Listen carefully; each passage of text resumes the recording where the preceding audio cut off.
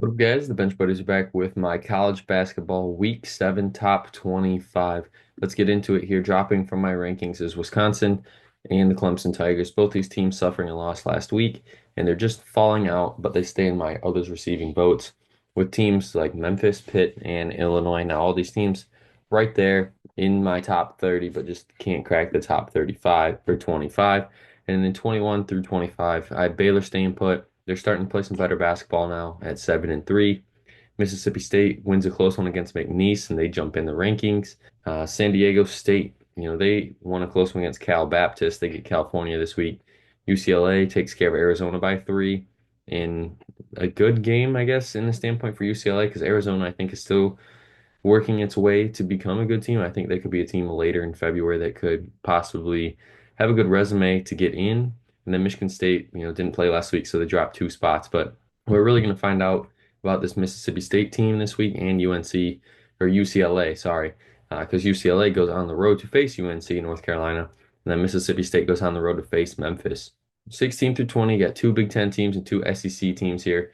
Ole Miss stays the same. Arkansas moves up after their close win against Michigan. Obviously, that means Michigan falls back here in the rankings with their only game, and Purdue falls as well with their loss to Texas A&M at home. Cincinnati survives a close one against Xavier by 3, so they're moving up in the rankings. They have a tough game early in the week against Dayton.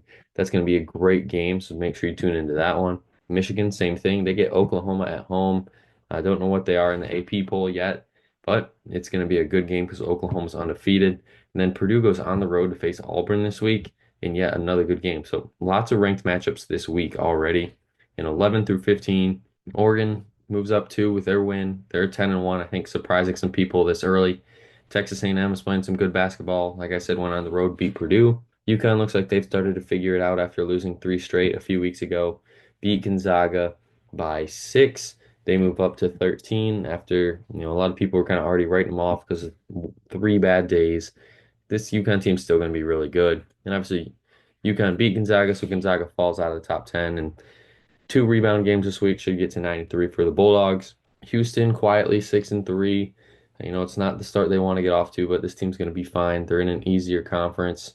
And I think, they're going to be same old, same old. Calvin Sampson's at the helm, play good defense, probably be a 3 or higher seed.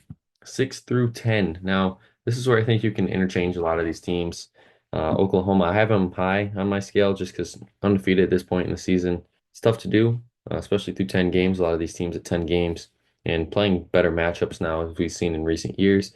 But like I said, their toughest game this year right now is this week at Michigan on the road, facing that backcourt. It's going to be tough for Oklahoma to defend that. But if they can somehow go into Ann Arbor and get that win, they're no doubt a top 5 team next week. And then Alabama takes care of Creighton.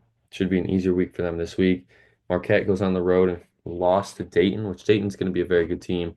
But that game at Xavier, I think, could be telling as well as they start conference play this week. And then Kansas, a easy game before they start conference play. 1 through 5 shouldn't really be a surprise here. 4 out of the 5 are SEC teams here. Tennessee, Auburn, Kentucky, Florida, and Florida's the big surprise as well. Went on the road, beat Arizona State. Like UNC, they have a tough week. Like I said, they've got Florida this week. Tough game late in the week, obviously. And if Florida can go into North Carolina, get that win, move to 11-0. Florida might be jumping Iowa State and Kentucky, maybe Auburn, just because they're still undefeated at this point in the season. Iowa State, one loss, but it's okay. They've responded well, beat Iowa and obviously in-state rivalry on the road. Kentucky taking care of business, beat Louisville. They get Ohio State, who's reeling after their kind of hot start. Auburn, who beat Ohio State by almost 40 points. Um, on the road too, Auburn looks legit. They get Purdue at home, which will be a great game. And Tennessee, I think it was kind of a shaky week for Tennessee, but they survive, and that's what you can ask for before you start conference play.